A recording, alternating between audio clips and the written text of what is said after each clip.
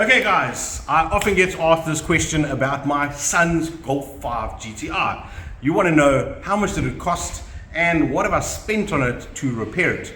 Well, let me just tell you, I bought this GTI for 50,000 Rand. Can you believe it? 50,000 for all this car with a 6-speed manual gearbox, 2-liter turbo engine and 18-inch wheels, big brakes. What more could you want for 50k? But unfortunately at that price of 50k, it came with a few problems. Let me go through them. What did I fix on this 50k GTI and how much did I spend to get it to this point where it is now? So this Golf 5 had quite a few electronic faults when I bought it. So there were quite a few lights on the dash. And all it turned out to be was the high pressure fuel pump, the auxiliary water pump, and the VVT solenoid valve. Just by repairing those three things, I turned off the ECU light and the car immediately had all the power it's supposed to have, and a little bit extra if you want to believe me, because this car happens to have a performance downpipe and it already had a stage 1 software on it. But when I got it, it couldn't even rev past 2000 and the EPC and ECU light was staying on all the way. You could get it up to a speed of about 80 k's an hour. And just by me doing a diagnostic, clearing all the faults and seeing what faults came back immediately, I replaced those components and that sorted it out. So for a 50 grand GTI, excellent value. Okay, so this GTI wasn't without its few mechanical problems when I got it. Basically, it wasn't very stable on the road. When I checked, I found that the shock absorbers were leaking oil, so I put a new set of shocks all the way around. And when I looked, I saw the suspension had already been worked on. It had new ball joints, new stabilizer links, and new control arm bushes. So somebody had already worked on it, but they actually left a few bolts on the suspension loose, which was causing a huge noise while you were driving. It sounded like something was broken, but it was just the subframe bolts that were loose. Can you believe it? Once I'd repaired the 4 shocks and I tightened all the bolts in the suspension, immediately this car started driving really well. And I only spent about 5,000 Rand on 4 shock absorbers and it transformed the car back to a GTI. So if you're thinking of buying a cheaper GTI, you do find them on Facebook Marketplace every now and then, 70,000, 80,000. I haven't seen another one for 50 again, but they are out there. But you have to look at a few things when you're buying them just to make sure you don't get a lemon. One of the most important things to remember when buying a used GTI is that the engine is good. These engines can be extremely expensive to repair, so you need to make sure you're getting a good one. How do you check it? That's what the guys asked me. How do I check the engine?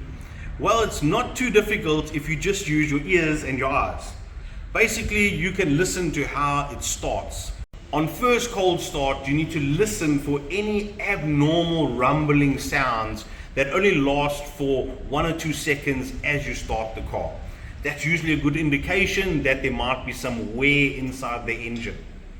A very common fault on these specific 2-liter FSI engines is the timing chain in the cylinder head, and it also drives the FSI pump.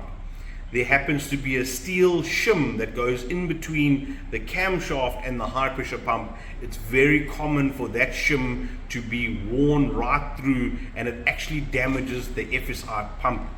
So if you're hearing any abnormal scratching noises or a loudish sort of noise just for the first few seconds, just listen nicely to hear that it quietens down, because the one on the cylinder head can actually snap and cause catastrophic engine failure.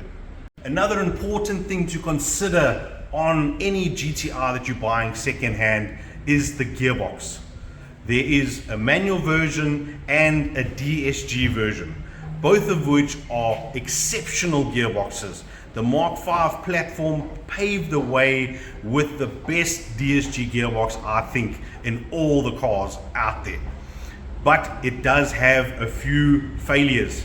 The DSG boxes do sometimes wear out the clutches, and there is a part on the DSG box called a Megatronic, and that part is like an electronic control unit that physically changes the gears. So sometimes the actual Megatronic unit starts to fail, then the car would go into gearbox emergency mode and it wouldn't change gears properly, or it would just select neutral. So you want to make sure that the DSG gearbox on your 5 is selecting gears well and not making any clunking noises during the gear change. Another important thing to note is just see how the car goes into reverse. Because a lot of times when the gearboxes give issues, when you put it into reverse, the car has a delay before it engages the gearbox. So if you're buying the DSG version, just be careful to look out that there is no abnormal clunking noises coming from the gearbox. It should be ultra smooth. You should barely even feel the gear change. If you're thinking of a manual model, you'll be surprised to know that there are very few failures on the manual gearbox. It is basically a continuation of the Golf 4 6-speed that came out in the 132 kilowatt Golf 4 GTI. They've basically just beefed it up, changed the ratios a bit, and it is pretty much a bulletproof 6-speed manual gearbox. But there's always a catch. Unfortunately, the clutches on the 6-speed manual are super expensive. You're probably going to pay about 15 or 16,000 for a clutch kit with a flywheel. So it's another thing to consider if you're buying a manual model. Make sure that your gears are selecting very well. There must be no grating sounds, and when you're pulling off, make sure there's no shudder or hesitation as you are taking off. You must also check that the gear changes are very smooth, as the gearbox on the 5 GTIs has got an exceptional quality gear change. So you should just feel a slight notchiness as you're changing gears. There shouldn't be any sort of hard movement between gears. So just be aware of this when you're buying the manual version. You must test drive it. Make sure you don't hear any abnormal noises from the gearbox, and that it selects all the gears, as we call it, like butter. So if you're looking at your GTR, you need to make sure there's no damage to the rim, and you need to go and just take it for balancing, just so you can make sure that these rims are not buckled. The original rims are very strong, but there are replicas that look very close to this rim. But if you look at the replicas, you can see the shape here is slightly different. So you want to make sure that you have still got the original wheels for the car, and if you take a rim off, you will find the original part number inside in the back of the rim, and then you can see if it's still got the OE rims. Another important thing to consider when buying a used Golf 5 GTI is you need to check out the rims and tires. These rims have got a diamond cut face, which means they use a special machine that cut this whole surface with a diamond-like texture. When you look at this rim, I can already see it has been refurbished, because they basically just polished the face, so it doesn't have the diamond cutting anymore. So these rims are specifically for the GTI, coming out in an 18-inch and 17-inch variant, but the 18s were the most popular ones, and they came out with a grey center and a black center. So while you're having a look at the rims and tires, another important thing for you to check is the condition of the brakes. The GTR's brakes are unique to the GTR, and they have quite a big front disc, and the rear disc is a different disc to the other models. So you want to check the surface of the disc, whether it's smooth, and you want to make sure that there's no lip or no rusted edge on the actual disc. You can visibly look through and you can see the brake pads inside. So it's advisable for you to just use your eyes and have a look at the brakes, because especially the front brakes on this car can cost nearly $3,500 to $4,000 just for the parts. So if you're buying a used one, you want to make sure that the brakes are good. Another thing to check while you're doing your test drive is to make sure that there's no brake shudder. It is very, very common for the guys who drive these cars to overheat the front brakes, and they tend to warp the front discs. So if you feel any sort of shudder when you're applying the brakes, that means you have got a warp disc. So just look out for that. Right. Okay, so we've covered the things on the outside.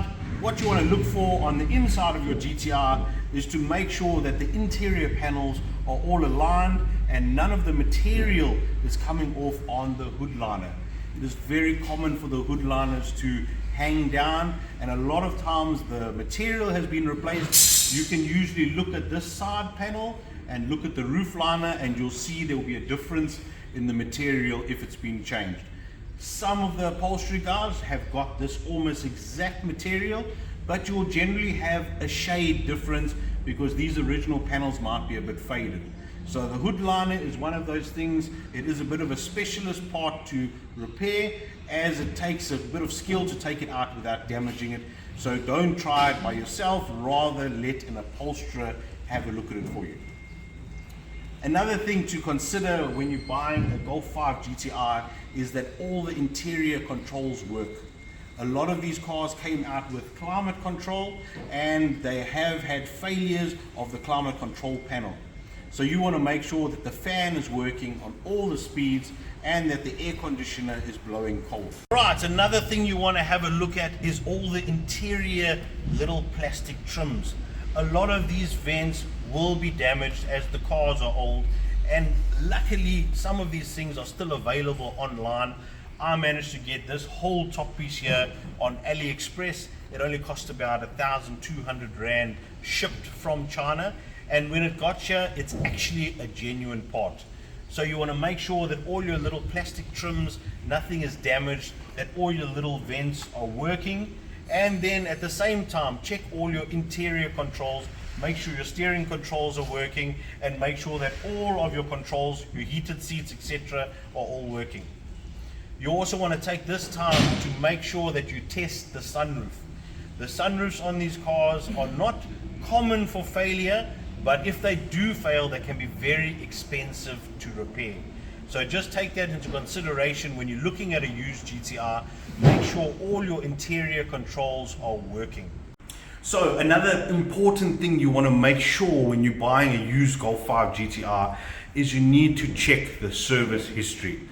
Unfortunately, on these models, it is extremely easy for the guys to turn back the mileage. So you need to know that the car you're buying is not a high miler and that it's believable.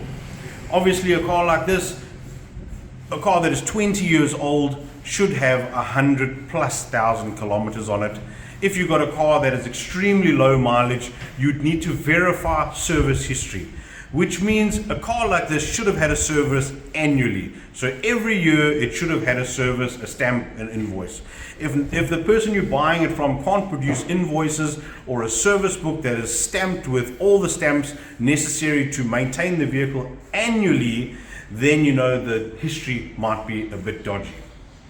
But now you've had a look inside, you've found the service book, you've confirmed the service history. A couple of things you need to just make sure have been done is that the cam belt has been changed. These cars, if the cam belt snaps, it will definitely damage the engine. It's very important that you know the history on the cam belt, because it usually only gets changed every 120,000 kilometers. The next thing you want to make sure is that if you're buying the DSG model, that you have a record of the DSG service. A lot of guys don't know that inside the DSG gearbox, it has got a filter, and the oil is supposed to be changed every 60,000 kilometers. So if you're buying a used one, it would be nice if you could see that it's had its regular maintenance done. Then you know you won't have problems in the future.